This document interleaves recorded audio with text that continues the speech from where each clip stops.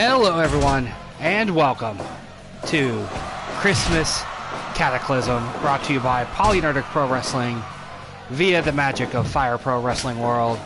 This is going to be, in all likelihood, our last card of 2019. So I put together the best one I could imagine.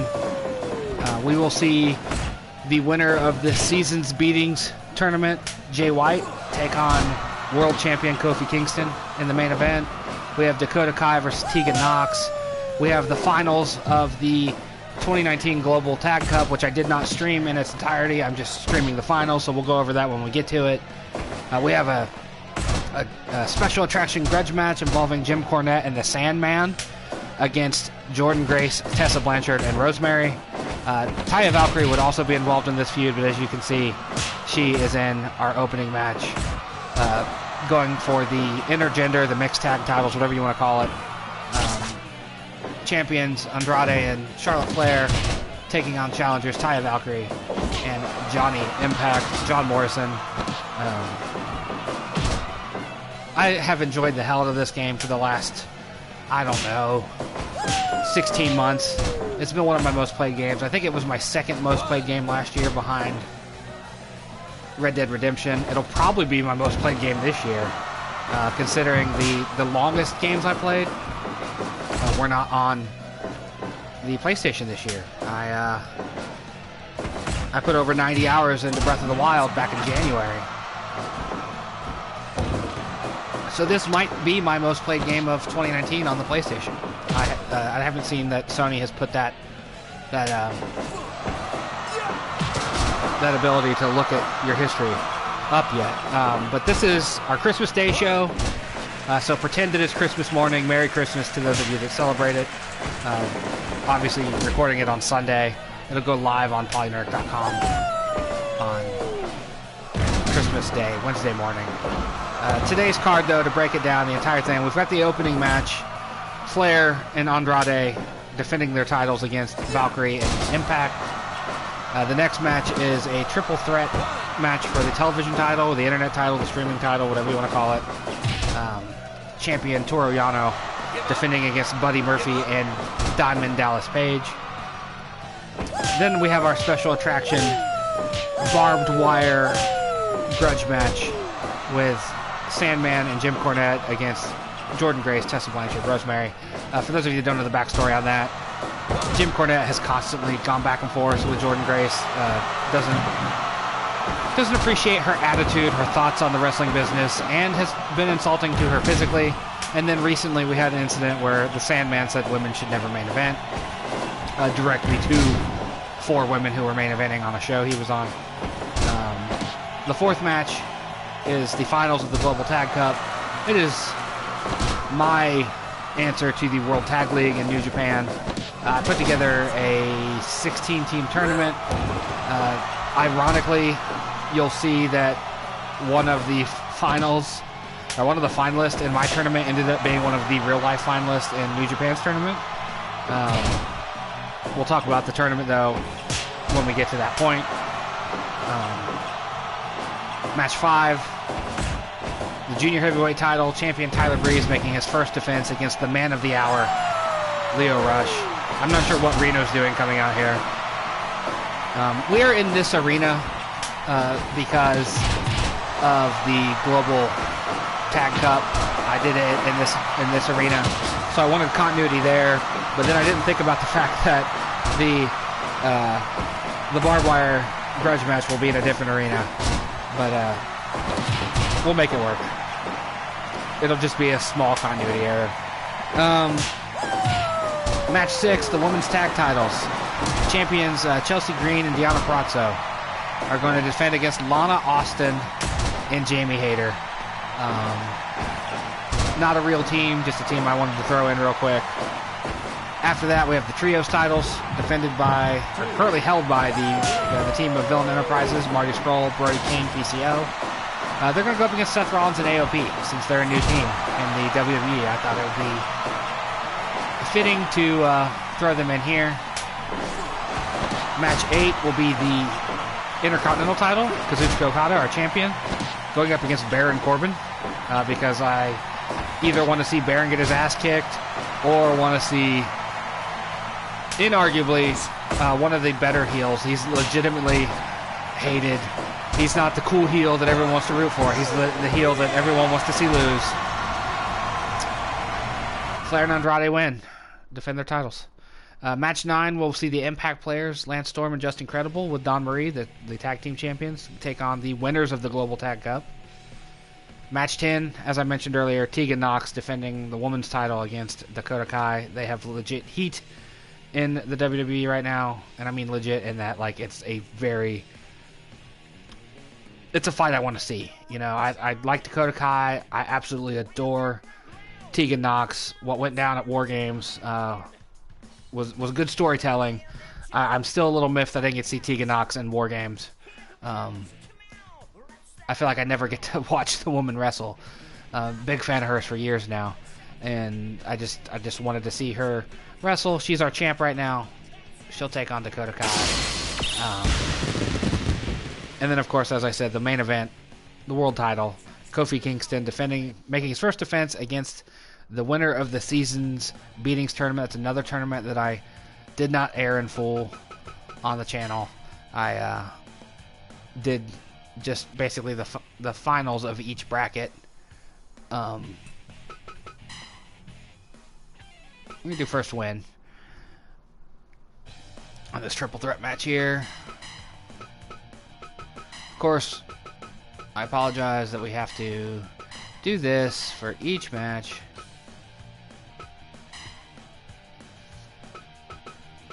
We'll do the title match. This is our TV title, our streaming title, our Twitch title, whatever you want to call it. And he's gonna get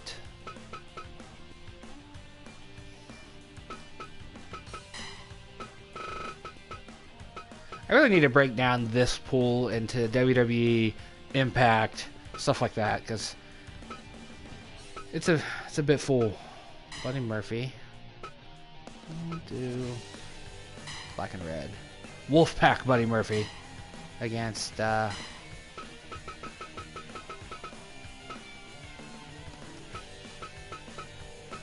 Dallas Page. Let's see what versions of Page we got here. We got Rib Tape Page, Jeans Page. I'm gonna go with Tights Page. Alright, and then settings. I'm doing everything at 150 because I did, again, the tag team tournament 150 and I want continuity. Alright.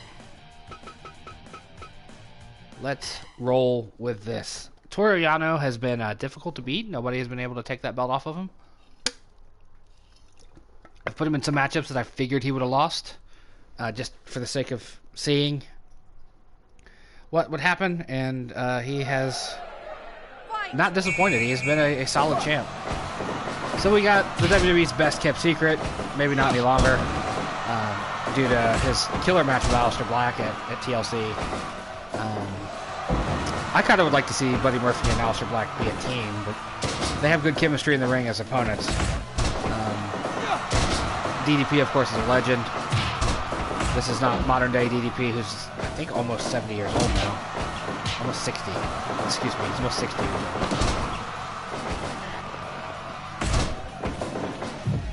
I did his yoga once and hurt myself. Overdid it. Oh, he is 60. 63. Whatever happened to Kimberly Page?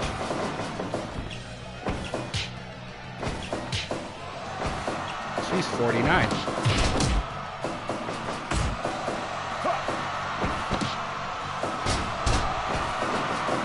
She's tall too, 5'10".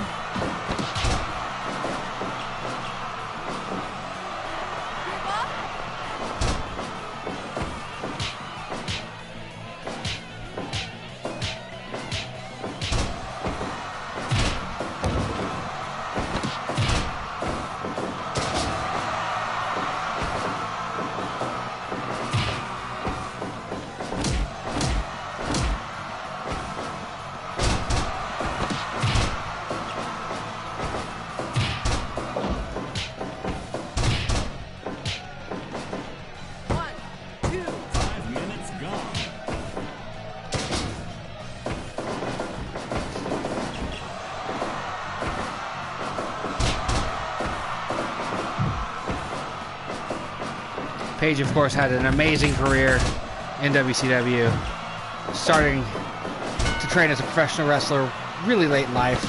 Like, I'm pretty sure he was like my age when he started as a wrestler. You know, he'd been a valet before that, but a manager. One of the best of all times, though, as far as just getting a crowd to eat up the palm of his hand. I remember that pop when he looked like he was about to join the NWO and then diamond cutted Scott Hall.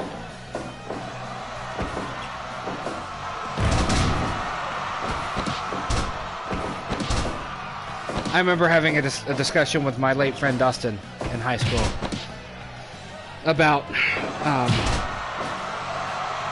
you know, at the time we were in the height of the Monday Night Wars, and we were discussing finishers, and I was a Steve Austin guy. I liked the stunner. There's a diamond cutter, speaking of finishers. I just love the stunner as far as a move that just seemed to come out of nowhere. And my buddy Dustin was a fan of the diamond cutter, and he, you know, was in favor of it as a come out of nowhere finisher. I just remember that discussion being like, not heated, but like in hindsight, it's just kind of dumb because they're both moves that come out of nowhere. And you know, now the diamond cutter is everywhere. Cutters are a big part of wrestling now. It's like cutters and Canadian destroyers are the it moves.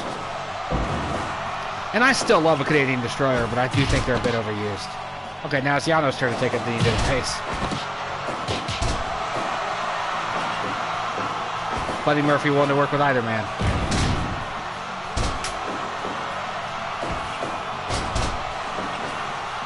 We will have a issue with the arena being different on the next match because the barbed wire matches all take place in a specific arena.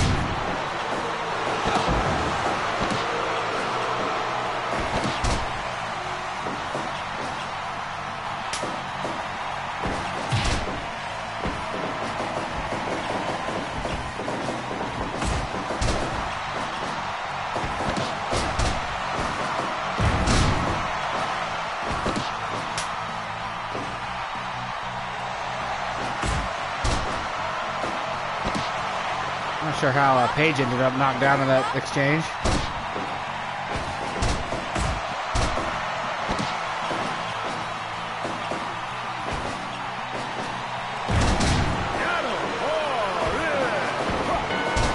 Yano with the old punch to the dick.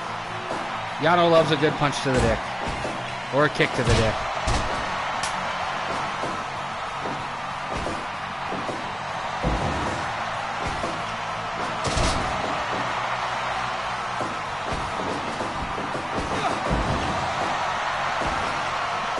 See Buddy Murphy and Kenny Omega wrestle for real. I think I'm pretty sure I've done it here on the game.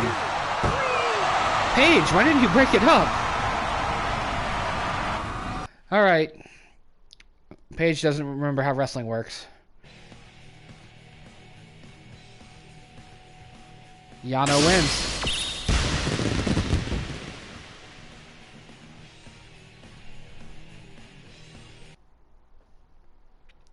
I am very excited for Wrestle Kingdom. Just 2 weeks away. Gonna be awesome. Gonna be a good time.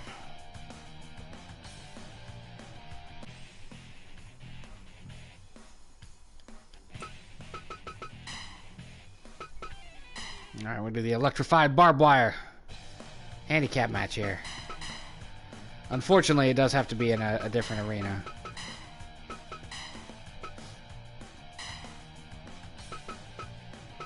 On this side, we're going to get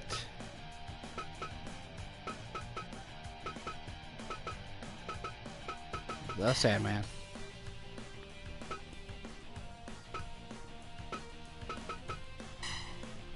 And his tag team partner will be the racist old man, old Jimmy Cornette.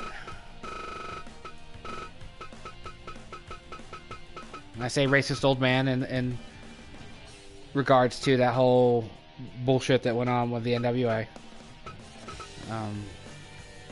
he likes to say that he wasn't making a racism joke. He was making a starvation joke. But like I respect Jim Cornette in the sense of like the knowledge he has about how to work a crowd and be a heel and professional wrestling in general. But I don't respect a lot of the shit he said. A lot of the shit he said has been uncalled for. So we're going to get Jordynne Grace. And we're going to get Tessa Blanchard.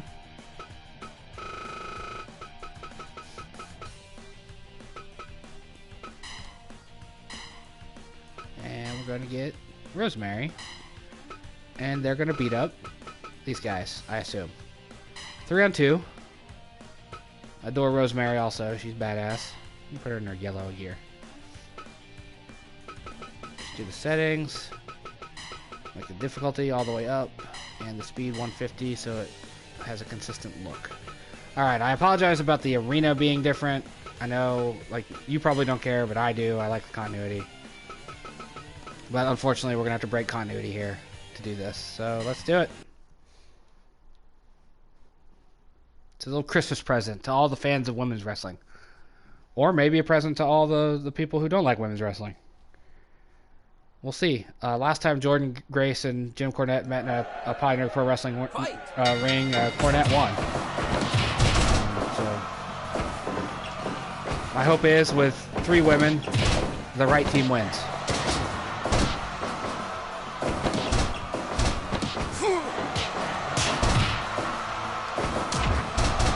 Now, some people out there might want to say, but it's unfair. You gave, the women an extra person. If Cornette and Sandman are so badass and women are so terrible, they should be able to beat them, right? It's all in good fun, though, folks. I'm just using a real-life bit of bullshit to have fun with it. Like, women absolutely should be able to main event. I think women's championships need to be considered world titles. It needs to be the woman's world title. That's what I consider my bullshit video game title here for the women.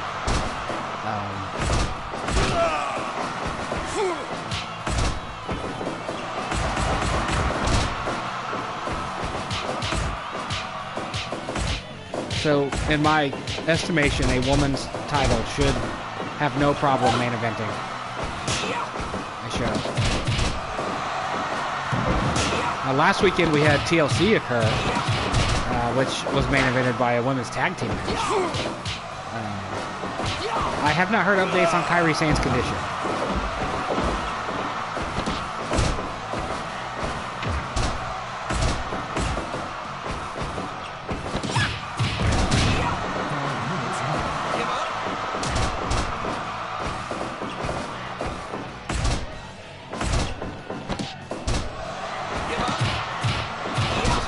Punching Jordynne Grace in the face.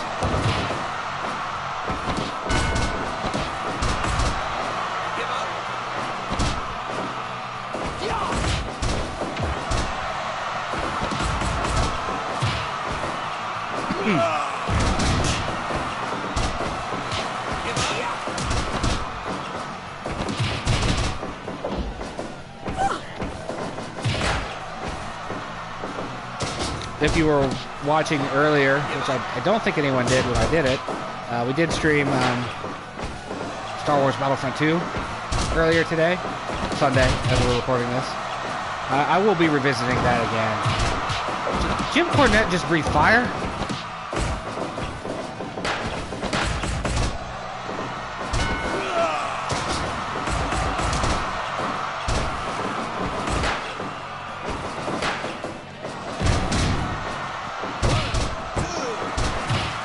Jim Cornette kicks out.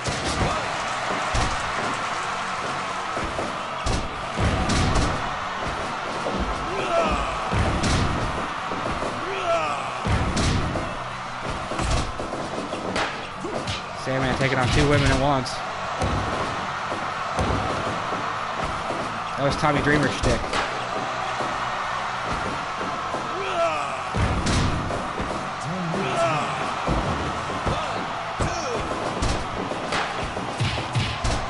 will admit we'll be very disappointed if the women lose.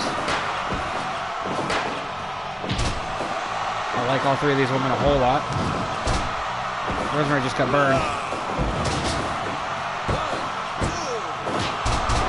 Almost. Tessa with the win.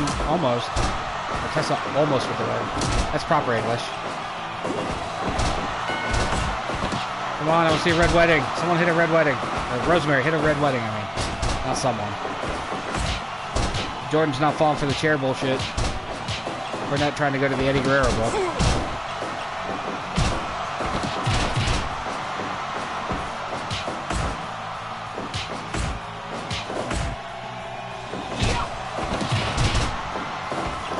I am putting together one, or not one last, a new tournament. Oh, with the brass knuckles on Tessa Blanchard. I put it a tournament for the new year. It's going to be a 32-man one-day affair. Might up the speed on those matches quite a bit. But that'll be after the new year. Since I can't do a 30-man rumble, I'll do a 32-man tournament.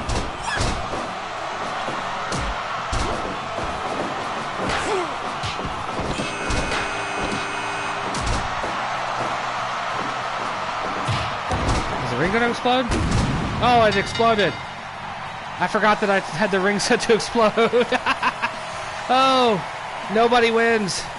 Nobody wins. It's a draw. Everyone's knocked out. Oh, crap.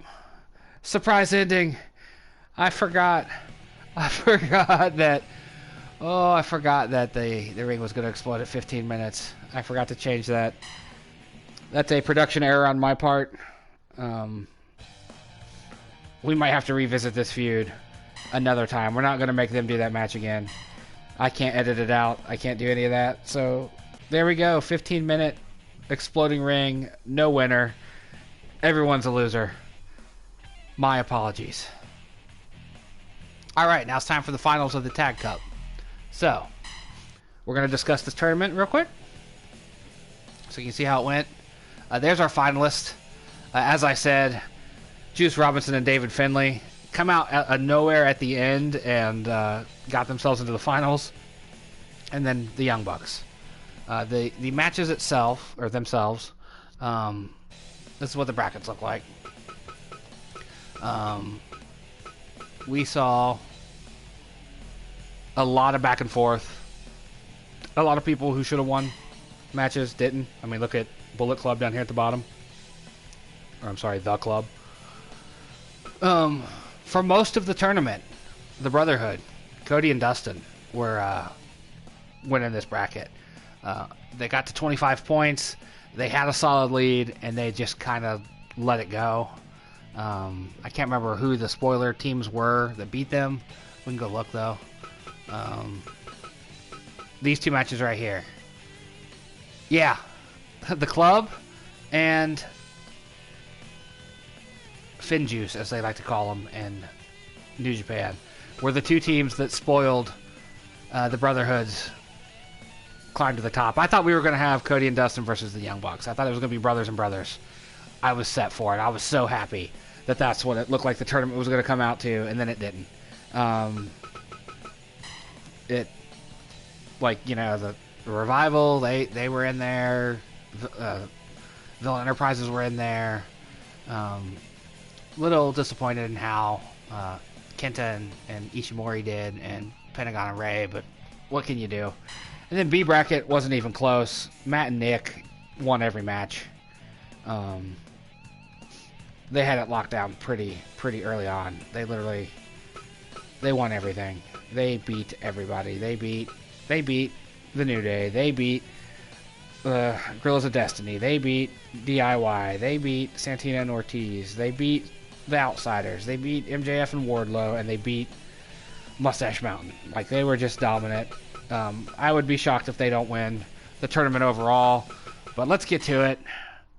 I really enjoyed this tournament. I know you all didn't get to see it because I did it off stream while I was doing other things, but I felt this was just the most expedient way to do it. You know, just get in there.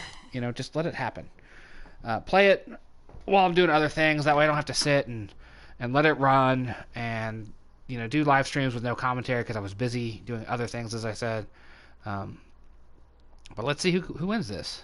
You know, I'm interested.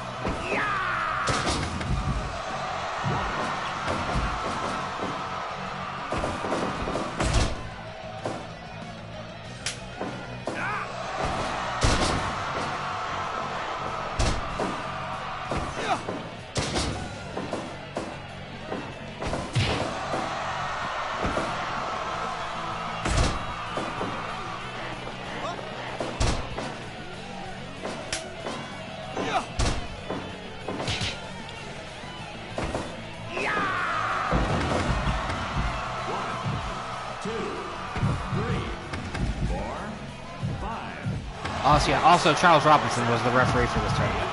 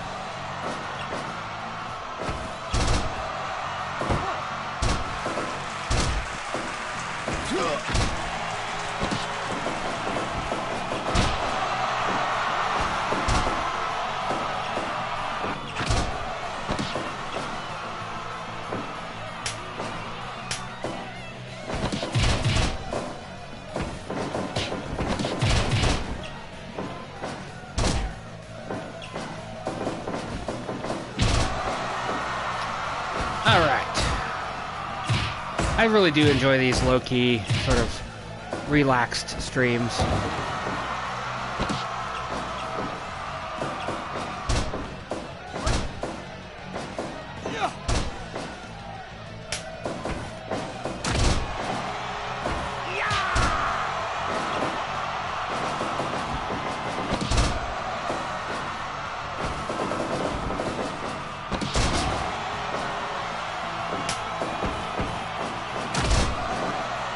Of course, you know, 2019 was a year that was very interesting to be a wrestling fan. It started awful with the WWE being the drizzling shits, to use Randy Orton's phrasing, at the start of the year. Like, they just didn't have their shit together. They gave us that bullshit about we were the authority, they were going to listen to us, and then, like, a lot of the beginning of the year sucked. Like Royal Rumble, we got Seth Rollins winning, which is what we all seem to want. Finn and Brock put on a really good match, in my opinion.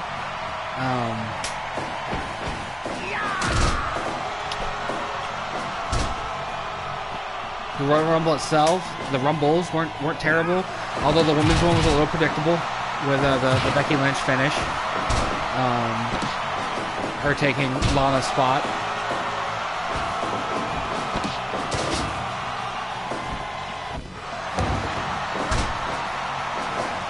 That whole thing, the beginning of the year was so fucking weird with Shinsuke and Rusev and Lana and Rusev being healed, people supporting Lana, and then it just kind of went away. And then Rusev's back now and he's involved in this bullshit with Bobby Lashley. I think the two could probably put on some really good matches, but the story there, it sucks.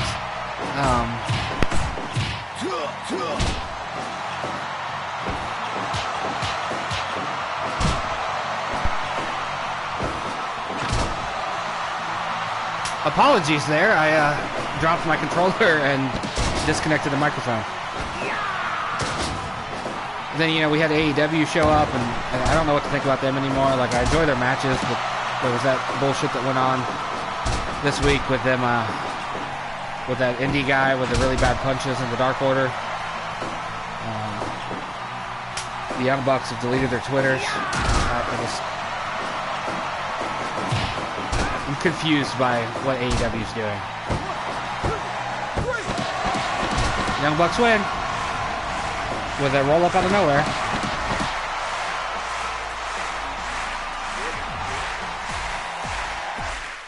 Wow, the stream is like a full minute behind. Alright, so Young Bucks are our 2019 Global Tag Cup winners. They will be facing the Impact players later today, excuse me. This is not a nighttime show. Alright. Quit. We have our victors. Back to the main stuff here, normal match.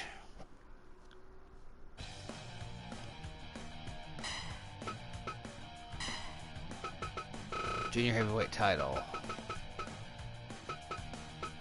Tyler Breeze. I think this is his first title defense. Let's find ourselves Leo Rush. The man of the hour. Suddenly a good guy. I don't get it. I think all our settings are where they need to be. Yes, they are. Let's do it. I really like Tyler Breeze. Leo Rush is quite the performer. I just don't get his character. But as I was saying, like, you know, we had the bullshit at the beginning of the year. WrestleMania wasn't bad. I enjoyed WrestleMania. Obviously, the Kofi Kingston storyline was great. Seth beating Brock was great. Although in the middle of the year, for some reason, they felt the need to have Brock beat Seth after the Money in the Bank bullshit. That's something. I forgot about that till I just got to that thought. The bullshit with Brock self-entering into the Money in the Bank match mid-match.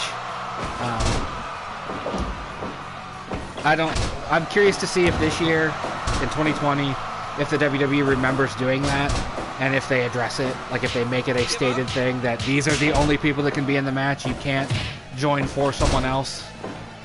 We've seen that in the past, though, where, like, wasn't it Edge that beat up Kofi Kingston and took his spot in an Elimination Chamber back in the day?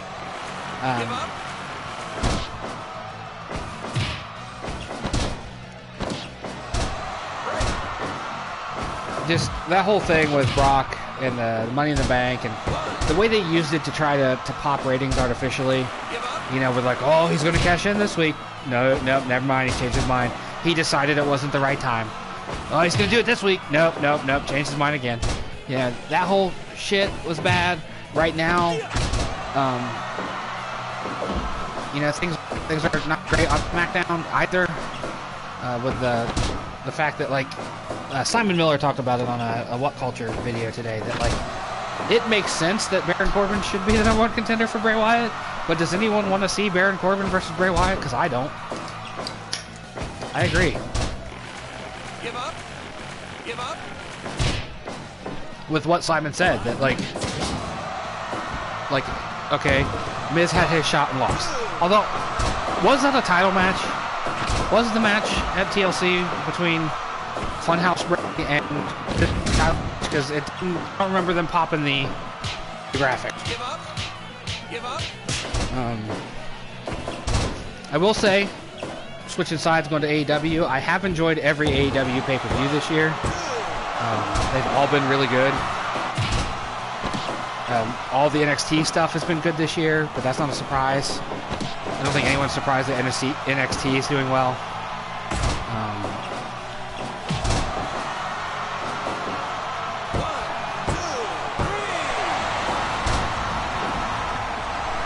I missed what happened. I was pacing around the room. I gotta see how that ended. Good job, Tyler Breeze, with your defense. Less than 10 minutes. A sub 10-minute match here. I see that Tyler kicked out of a final hour. It's a beauty shot, huh? As I said, the stream is way behind the live feed. All right, so that was it. All right, on to the next one. Women's tag. Been updated. Deanna Purrazo. I haven't found one yet. I keep looking, but I have not found one.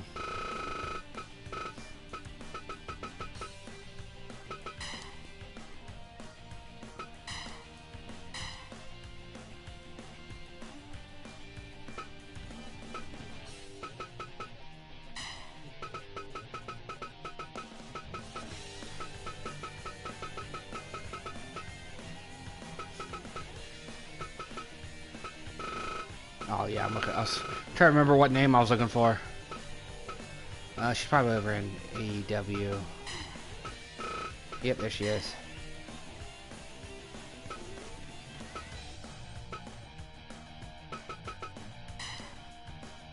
Putting them together because they are two badass English women. Love watching both of them wrestle. Let's see if they can beat Green and Purrazo. They're technically, I think Lana's a heel now. I know Jamie Hayter typically is. I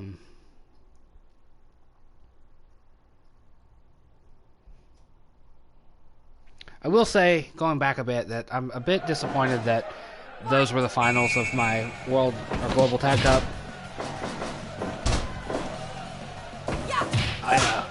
There were so many teams in there I wanted to see. Cesaro and Sheamus.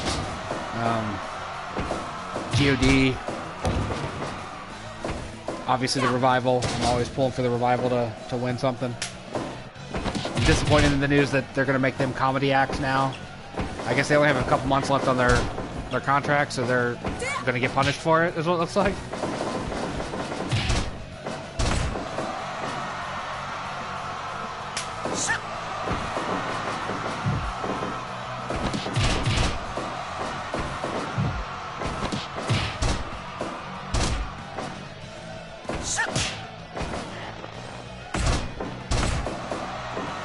Jamie Hayter's backside's a little weird looking. It's got like leopard print see-through on it.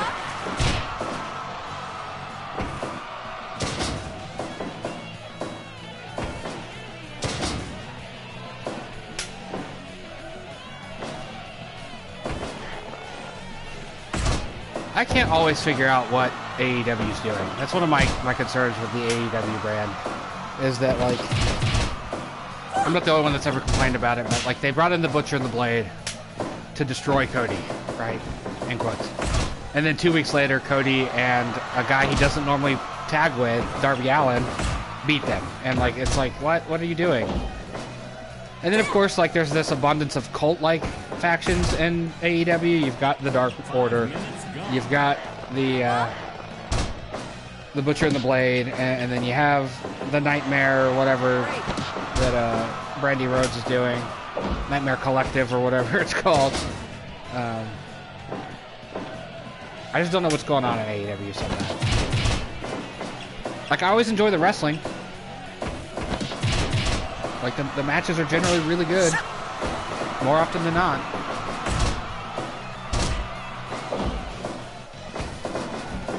But it's like I love that they're making wins and losses matter, but it also is making weird booking decisions, you know? Like, I don't know. I'm pulling for them. That's all I can say. NXT's been good. Not as good as it was since it switched to USA.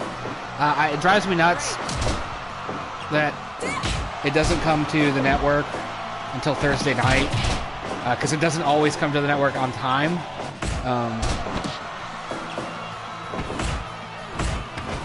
You know, stuff about it being, you know, it's going to be on the network at 8 o'clock on Thursday nights, and then there's been nights where it's 10 o'clock and it's not there.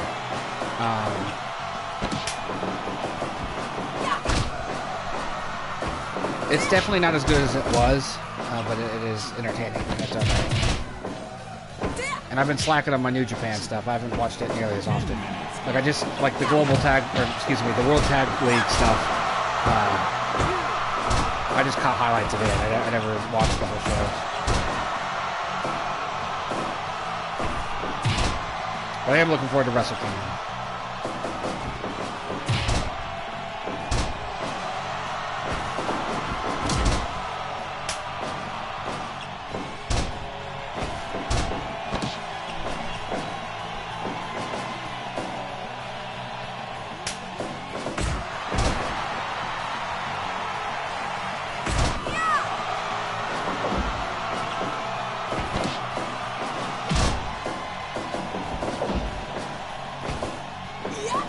Weird place for a double team move, but I'll take it.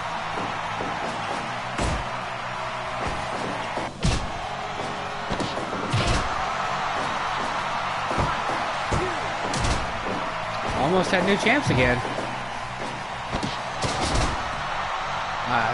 If you're watching real closely, you'll notice that Lana Austin's moveset is still very much Toni Storm's.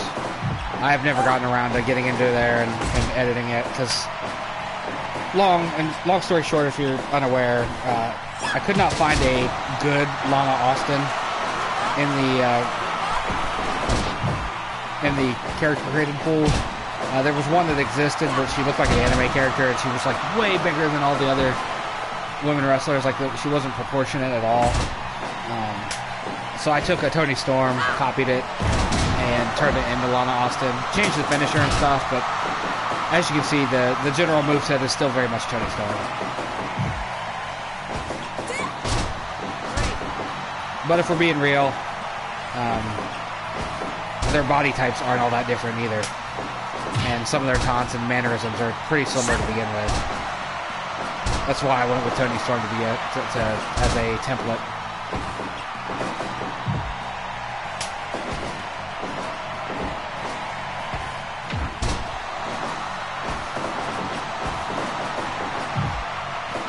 Team? Yep.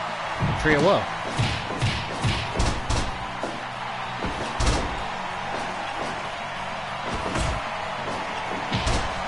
Nice roaring elbow.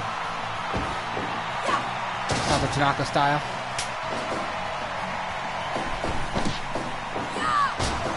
That man knew how to make an elbow strike look like it hurt. Oh no, Awesome Kong's coming down.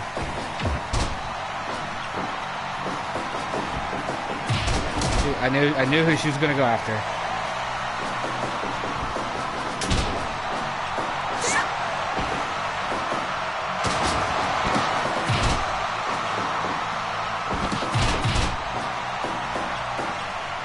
The Virtuosa breaking free.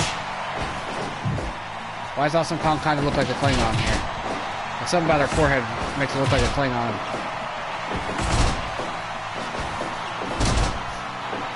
Nice save.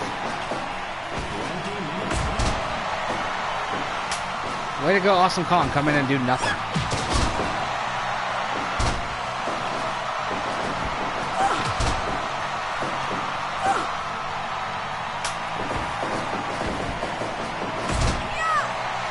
It's been a pretty evenly matched matchup, though. Chelsea Green with a cutter.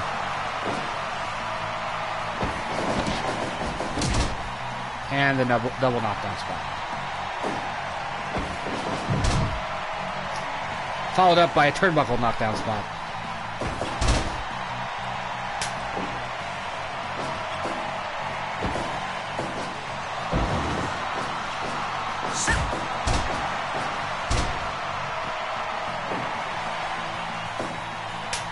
I know it's nobody's business, but apparently Purrazo and Scrull are not together any longer. I find that upsetting.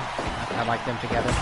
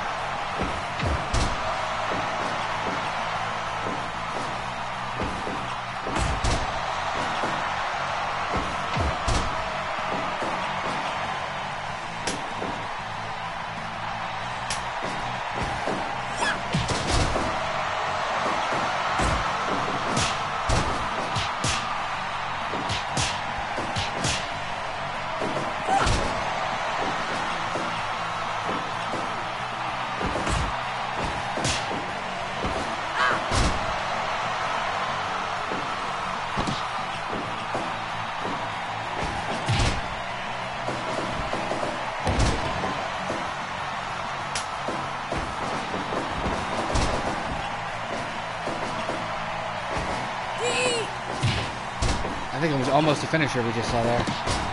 Certainly felt like it.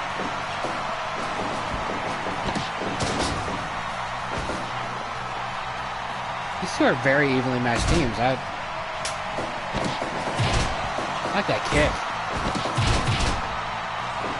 Kick to the face by Jamie Hayter is really good.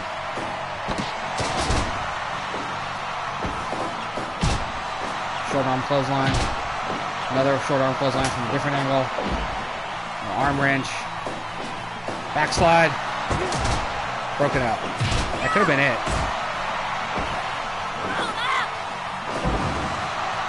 Double underhook face pressure. Snap suplex.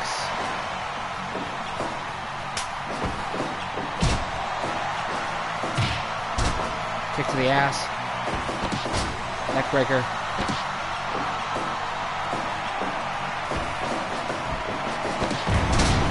DDT.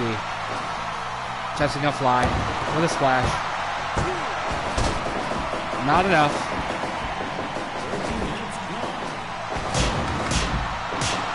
Slaps. Double axe handle. Slap to the back. Pile driver. In the ropes. There's no way that happens. Lana breaks out of the double team. Tags in Jamie. Takes down Chelsea.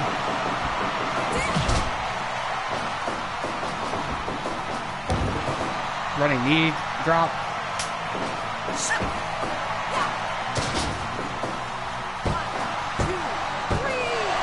Underwhelming finish. What the hell was that?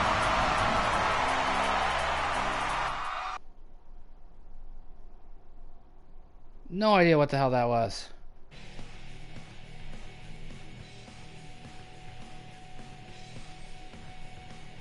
But the champs are still the champs. We have not seen a title change yet tonight. Not that we've seen that many title matches either, but I'm watching the replay real quick. I want to see how the hell that ended. It was literally a scoop slam into a pin. That match should be like a 79 for that. You finished a match on a scoop slam. Disappointing, ladies. Disappointing. Match number 7 coming up. Trios tag.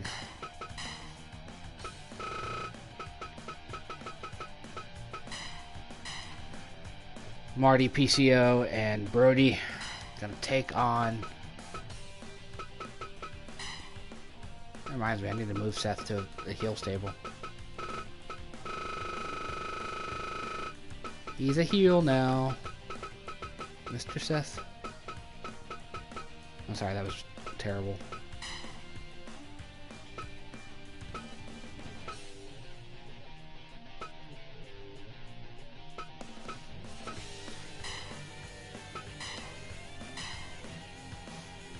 Also, that means I need to get rid of Drake Maverick from AOP since he's no longer affiliated.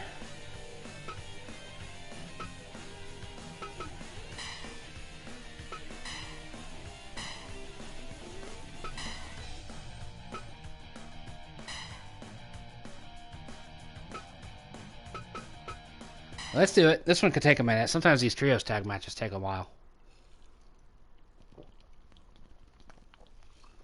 It's one of the reasons why when I did the elimination situation this year, I turned off cut play, which is where where teammates can come in and break up pinfalls.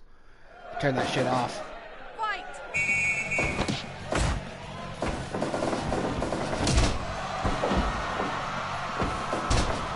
To give you an idea of how far behind this is, I'm on the live stream playback, just now selecting Razor. That's the time delay between what's live on Twitch and what I'm seeing.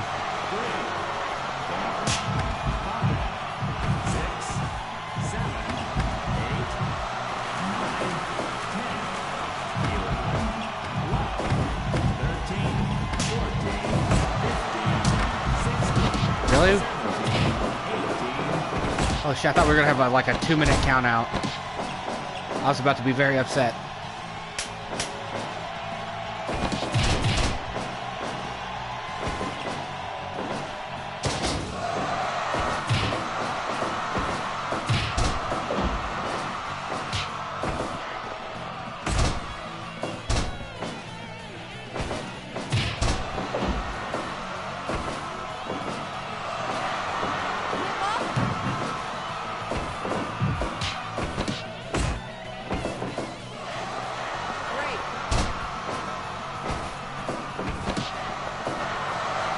an interesting move that I've not seen before.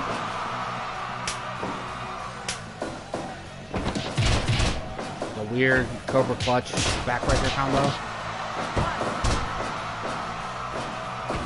PCO, Ring of Honor's world champ right now.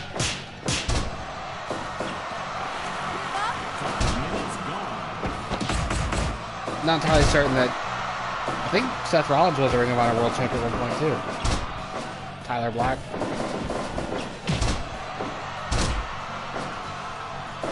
I guess technically Villain Enterprises may not even be a stable anymore, since Marty appears to be over at NWA now.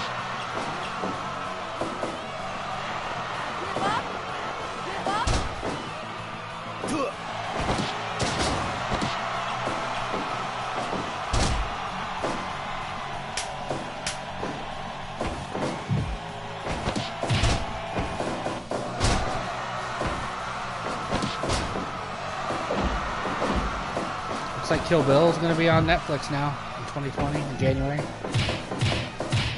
I never did finish that series.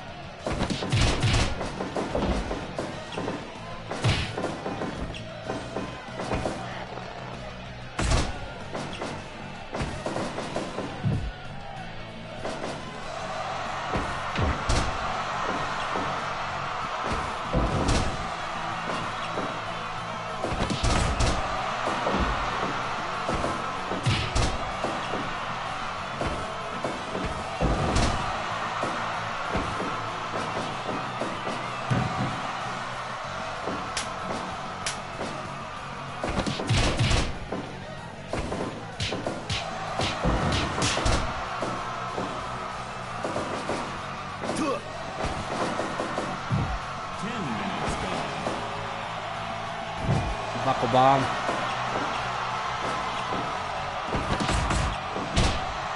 Good rolling elbow again.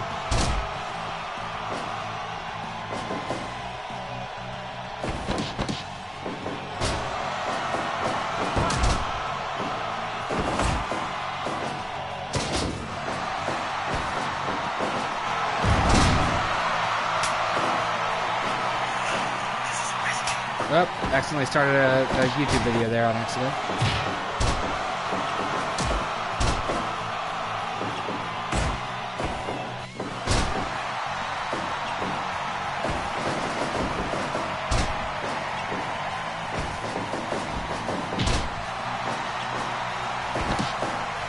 Oh, it broke his fingers. I like the finger break move. I'm glad they added that in.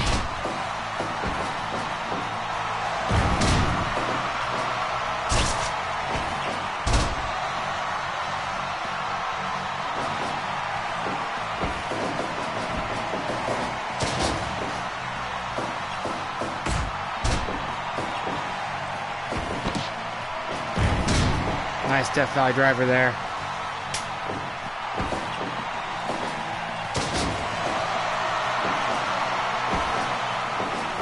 Double underhook driver. I need to watch more Brody King's matches because I hear he's really good. But I've seen probably 2 matches.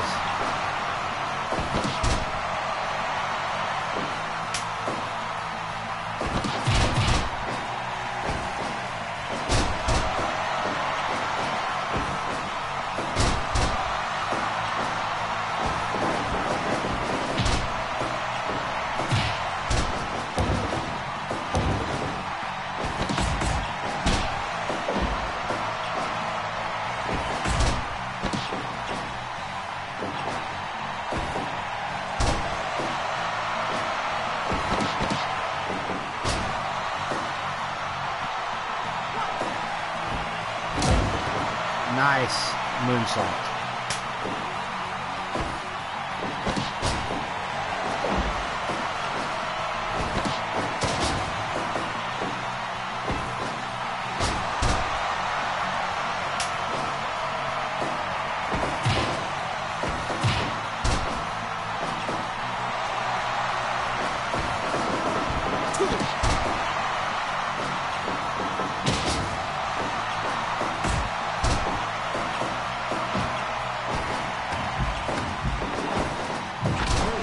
Kick, backbreaker.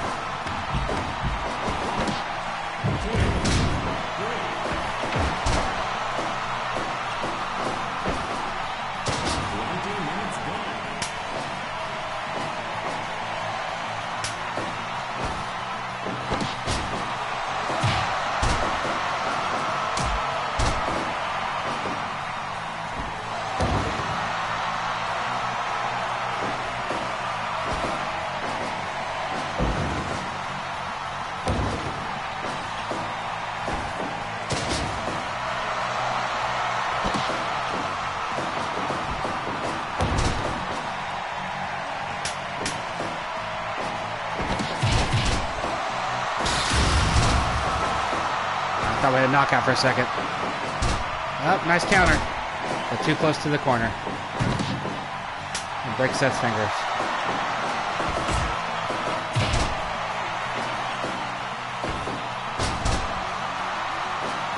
It's funny to me that Marty was DLC for this.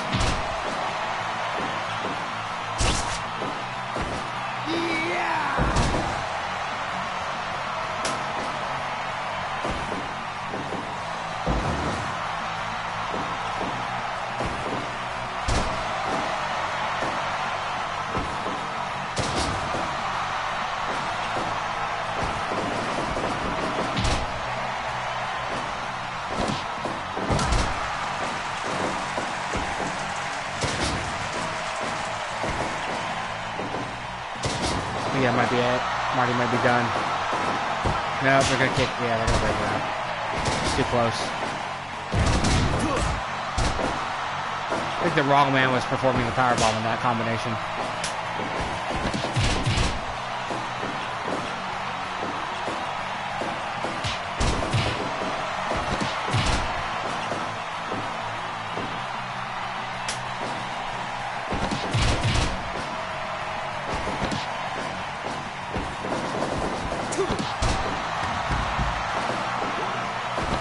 Taking an awkward tumble out of the ring.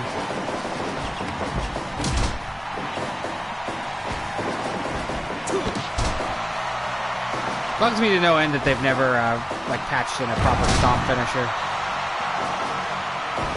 His blackout curb stomp finisher in this game is more like a famouser. I mean, granted, he's not technically in this game, but you get what I'm saying.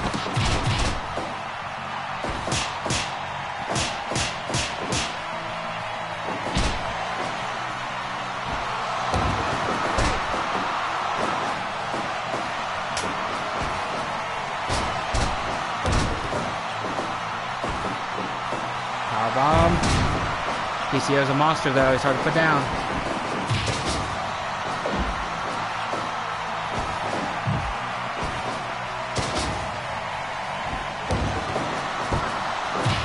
Why would you do it in that quarter, silly?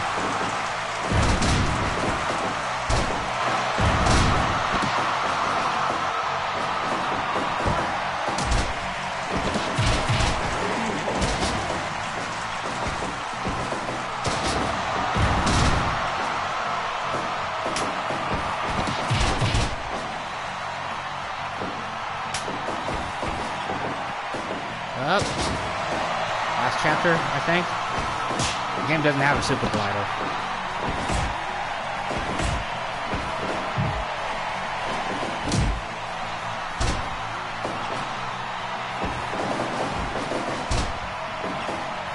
Seth like kind of ducked. And Marty just sailed right over him.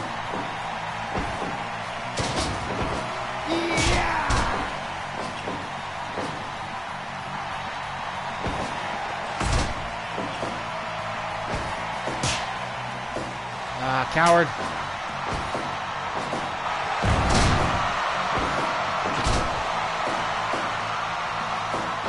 That was pretty smooth. Brody hits his finisher. Seth hits him with a super kick and then walks away.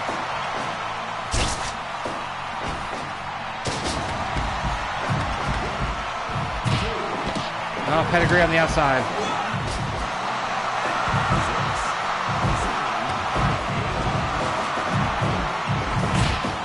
Guys, you got to hit him with the finisher and then let him get counted out, and I'll pick him back up. You're trying to get the count out victory. Lots of tags, lots of in and out.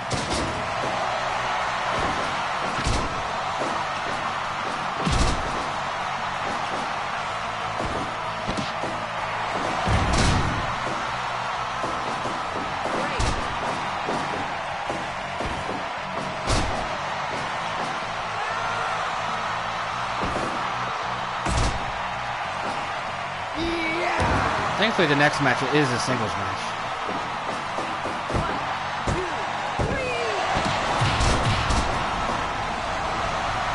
We have new champs, our first title change of the show. Didn't even see how it happened. Enziguri. package pile driver by Scrull. Seth's in the ropes. Neckbreaker. What? Okay, Marty taunted. Seth hit a... Oh, the Phoenix Splash. That's a solid finish, at least. At least it wasn't a scoop slam.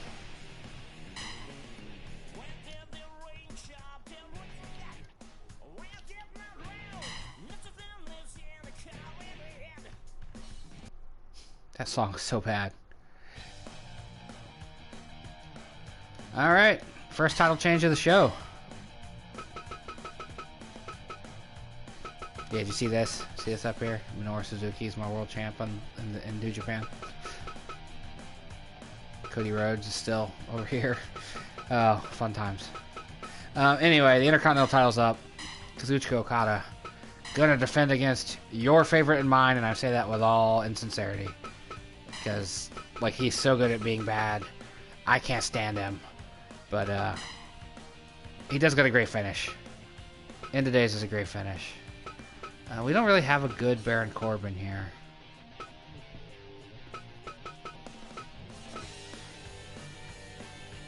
I'll go with that one because that's as close to what he looks like now. I need to find an updated Baron Corbin. We'll see if he wins this match. If I can get rid of this Baron and get a new one. I'm positive there's a new one available. But Baron Corbin feuding with Roman Reigns.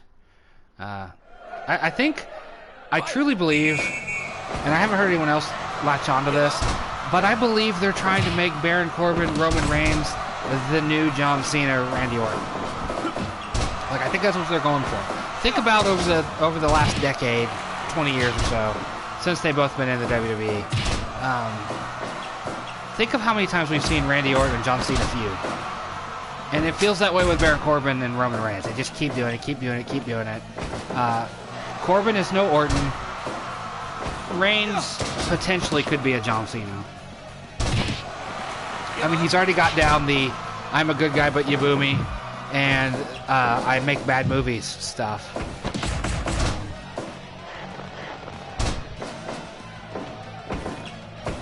Someone made Scotty Riggs and Marcus Bagwell the American males. Oh, someone made the 3 count. That's funny. Johnson. Someone went and made Summer Rae. I was never impressed with her as a wrestler.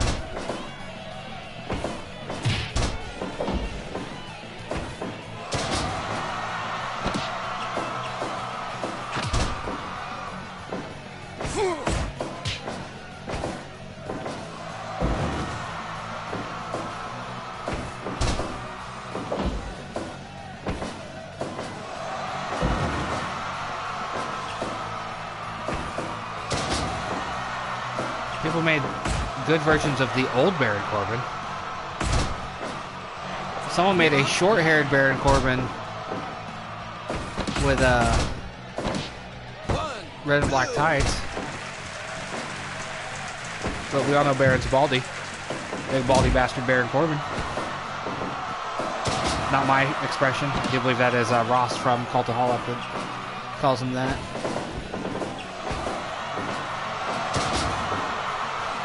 Yeah, there isn't any Baron Corbins that resemble the current Baron, the tank top and pants Baron. All the Barons are either old school Baron or the Applebee's manager Baron Corbin. Looks like he just got off shift from Applebee's and came to work in the ring.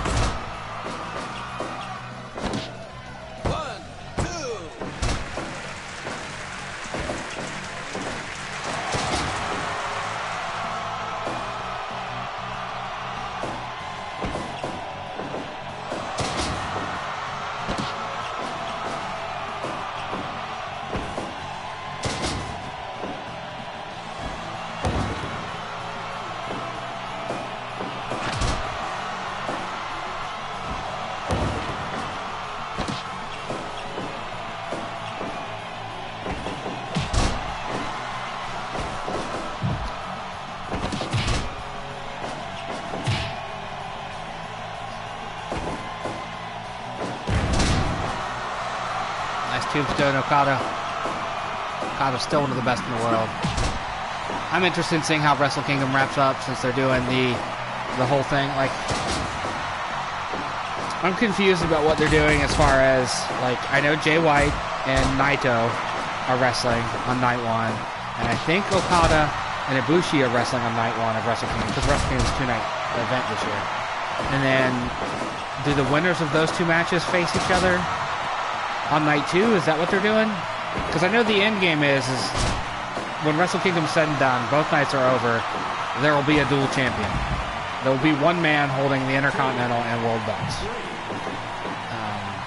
I'm just not sure.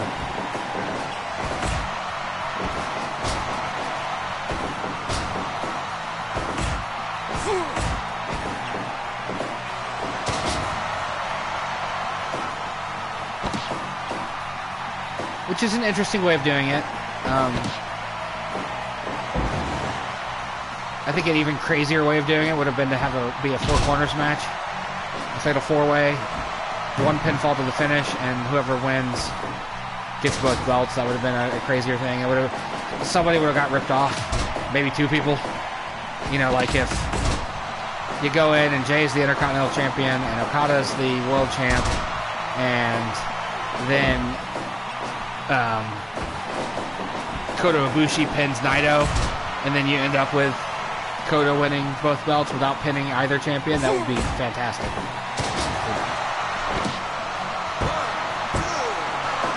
I just hope we're not seeing some merge thing. Like, I don't want to see the Intercontinental belt disappear.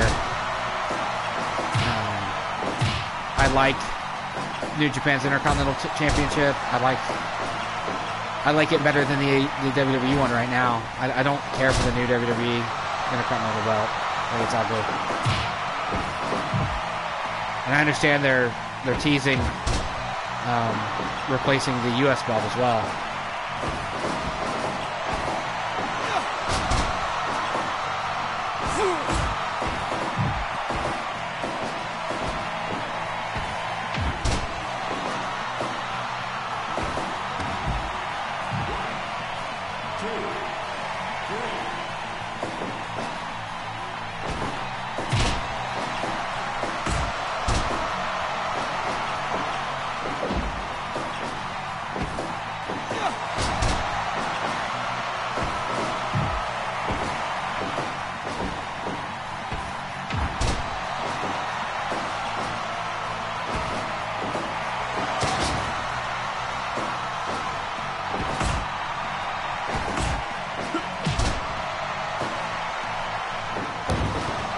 Leg drop there, Baron.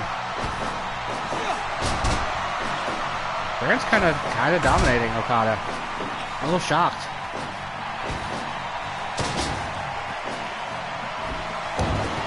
Nice flip and senton.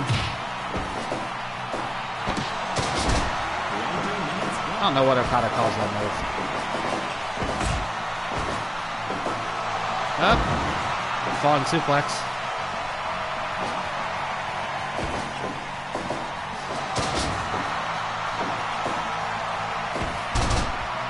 Okada with the arm drag. You don't see a lot of arm drags nowadays, especially in the WWE.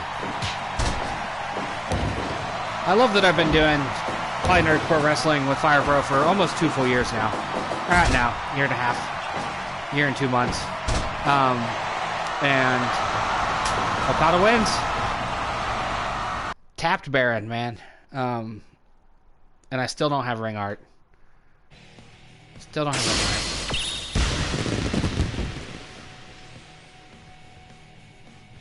Intended on debuting new ring art a year ago, and it never happened. Alright. Tag titles are up next. Currently held by the Impact players, with Don Marie in their corner. And they get the Young Bucks, who were wearing this attire. Continuity, people. Continuity.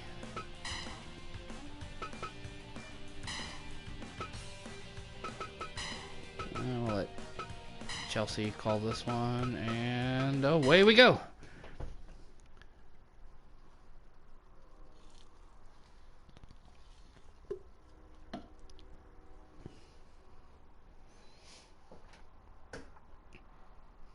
December's had a number of shows in it. Did the Seasons Beating tournament. We did the follow-up to we did the finals of the Seasons Beating tournament. We did the follow-up to Elimination Situation, a little show called Holiday Horrors. And then now we've got Christmas Cataclysm, which we're nearing the end of. We've only got 3 more matches.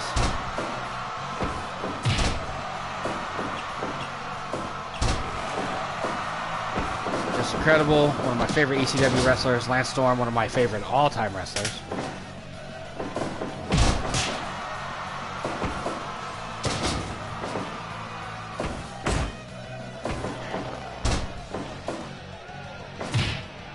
Became a huge fan of Lance Storm when I realized he was a big fucking bookworm. He had his bookmarks, book club. I never got to participate in it.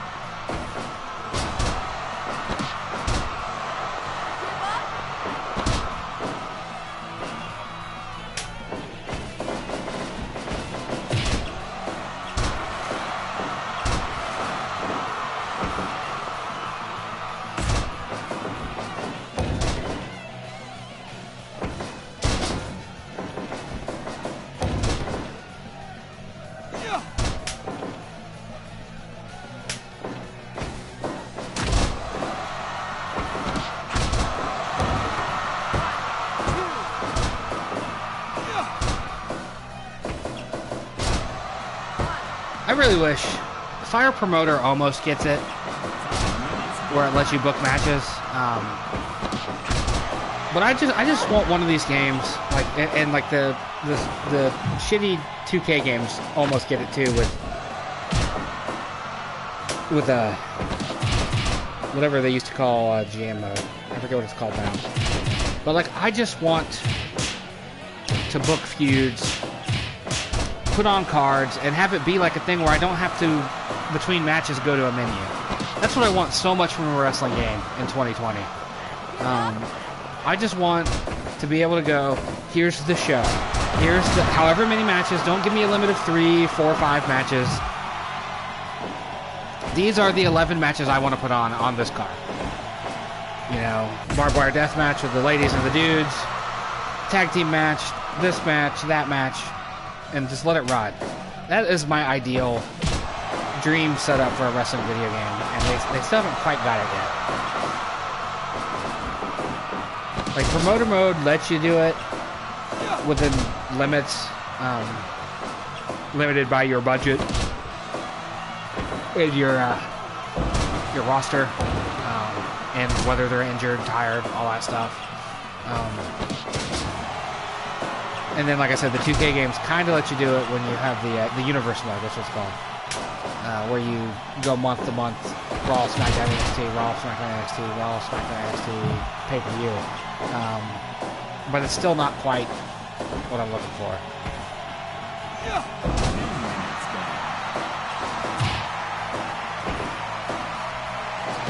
It's the closest, though. Almost had a chance. New champs, I think. The potential for a lot of tombstones in this match between the Bucks and Just Incredible.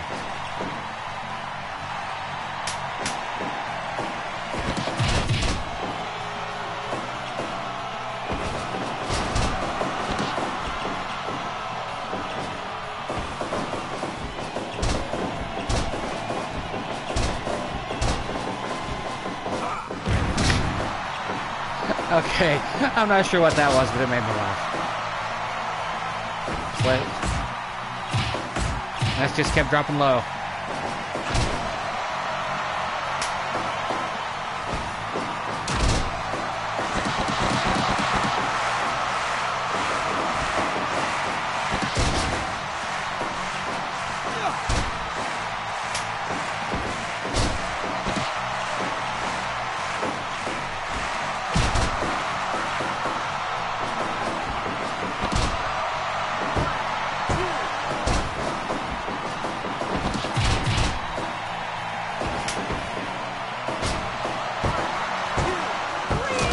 Oh, the Bucks are new champs. Lance will be the sore loser. Look at Lance being a sore loser. We've got new champs. They won a lot in the Global Tag Cup with that Super Rana. Saw a lot of matches end with Nick hitting that move. We've got new tag champs. Heading into 2020 with new tag champs. Alright, women's title time. Tegan Nox. Not my favorite of my created wrestlers, but that is the only version of her that exists on Fire Pro. On the PlayStation. It's kind of sad that way. Team Kick, I haven't broken them up yet, so they're still... There we go, we got heel Kai here.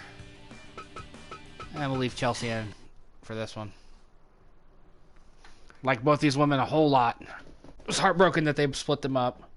I mean, it was really well done, but I didn't like that they did it.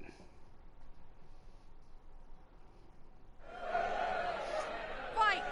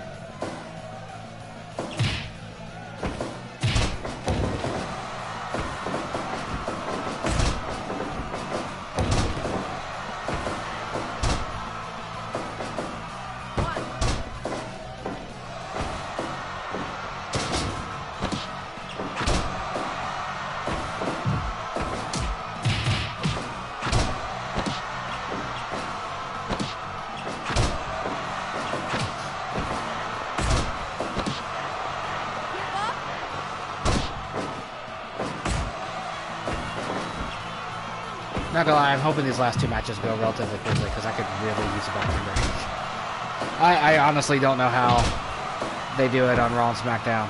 Especially the Raw guys have to sit there for 3 hours.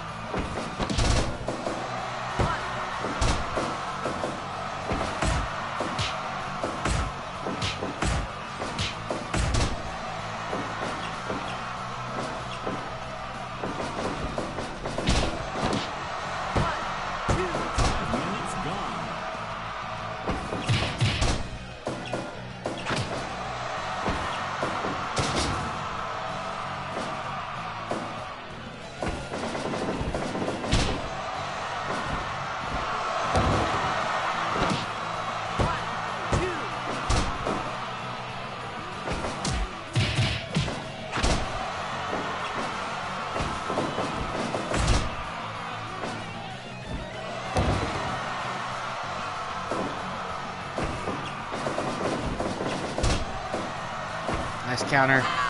Canadian Destroyer. I've never seen Tegan actually use it, but she uses a lot in this game. Almost put her former friend away.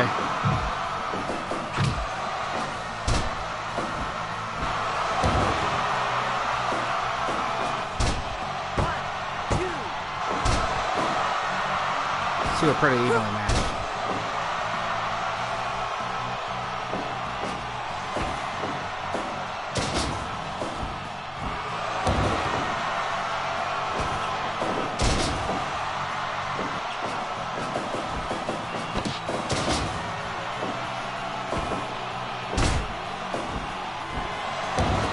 Stomp by Kai. Belly to belly by Tegan.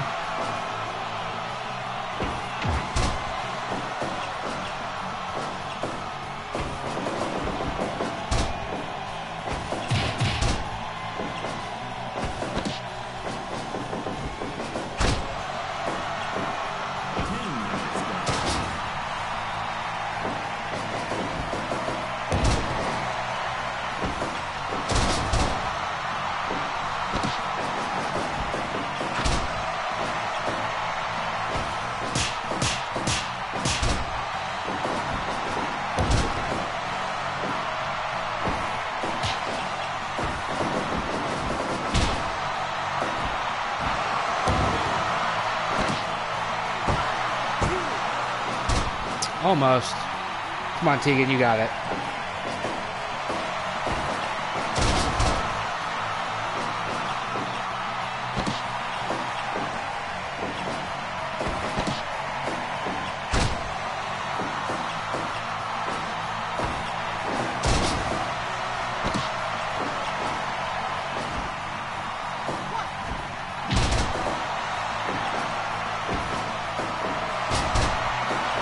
Backbreaker.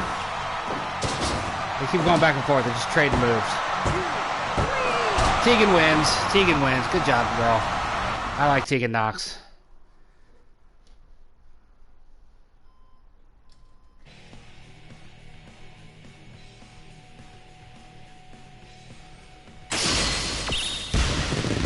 All right, now our main event.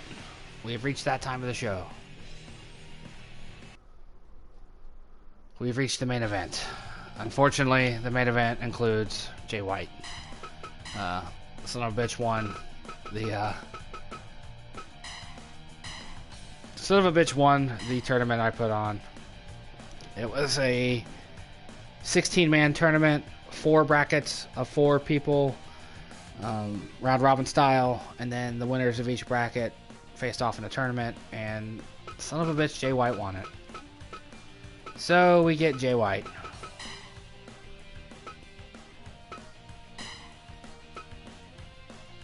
Against Kofi Kingston. Not gonna lie, I'm pulling for Kofi. I've tried for the bulk of the year to get Kofi into a world title picture. You know, granted, I could have just put him in a world title match, and I think I did a couple times, multi-man matches. But he never won the number 1 contender matches I put him in.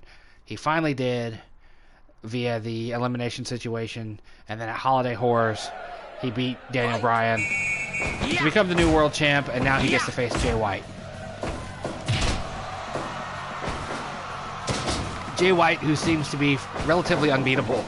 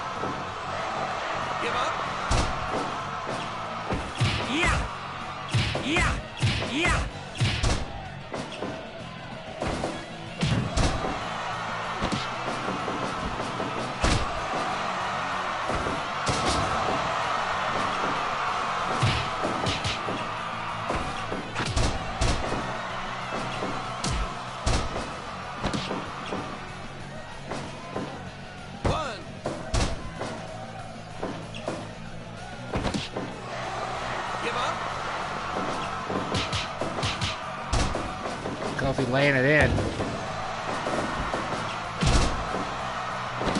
Oh, running trouble in paradise there. That would have been great if that ended it. I would have been happy with that. Just a decisive, one-sided victory over Jay White. 2, 3,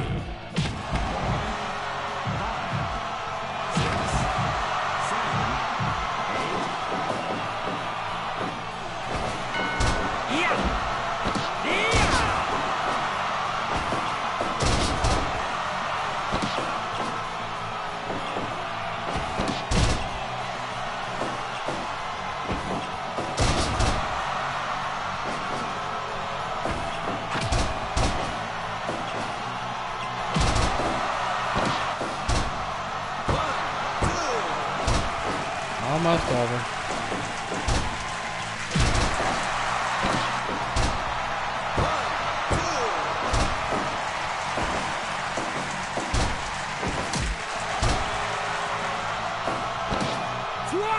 Oh no, Blade Runner.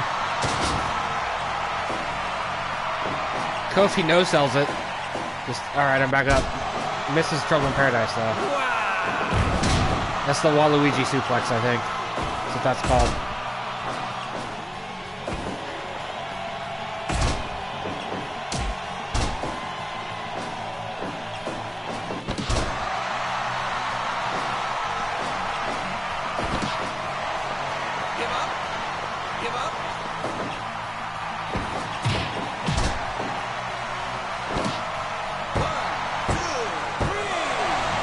Kofi wins. Kofi wins. All singles titles did not change hands on the show here.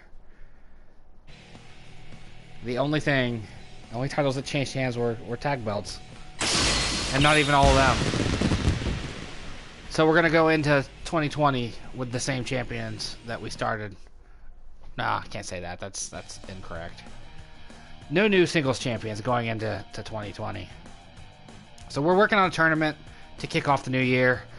Since this game doesn't have 30-man battle royals, I'm going to do a 32-man tournament instead.